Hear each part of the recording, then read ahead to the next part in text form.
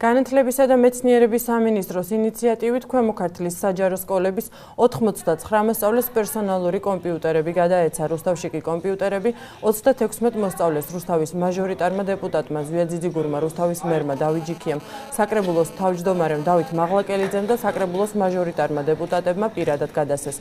დაჯილდოების ცერემონიალის დაწყებამდე რუსთავის მერმა და რუსთავის მაჟორიტარმა დეპუტატმა მოსწავლეებს და მშობლებს სიტყვით მიმართეს და წარმატებები უსურვეს. მოსწავლეებში мотивацიის ამაღლების მიზნით საქართველოს განათლებისა და მეცნიერების სამინისტრო პროექტს უკვე რამდენიმე წელია ახორციელებს. პროგრამის მიზანი აკადემიური მოსწრების წახალისება და წარჩინებულ მოსწავლეთა წარმოჩენაა.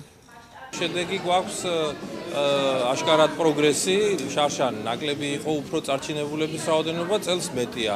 რუსთავში და მთლიანად ქვემო ქართლში 66 იყო, შარშან წელს 89 არის უკვე წარჩინებული მოსწავლე. ეს კარგი ტენდენცია მთელი საქართველოს მასშტაბით არის ეს ზრდა და ვფიქრობ, რომ ეს პროგრამა უნდა გაგრძელდეს. სტატისტიკას თუ გადავხედავთ, მატება აშკარად გვაქვს, მაგრამ როგორც მოვიკითხე, ან დიდ ქალაქებს თვითონ ჩამოვრჩებით, ასე რომ რუსთაველები მაქსიმალისტები ვართ და ალბათ აუცილებლად ზოგადად რუსთავში სწავლის დონე საკმაოდ მაღალია და მომავალს ალბათ შეეჭდებიან ჩვენი ბავშვები, რომ კიდევ უფრო მეტი აქტიობით იყვნენ და უფრო მეტი კომპიუტერები წამოიღოთ სამისოდან. მივიღოთ სამართ კიდევ ერთხელ ამ წარმატებას. პირველ რიგში მადლობა მინდა მოუხატო განათლების სამინისტროს, ჩვენ პედაგოგებს, დირექტორს, საერთოდ ყველას, ვინც გვაძლევს იმ мотиваციას, რომ უფრო მეტად ვისწავლოთ.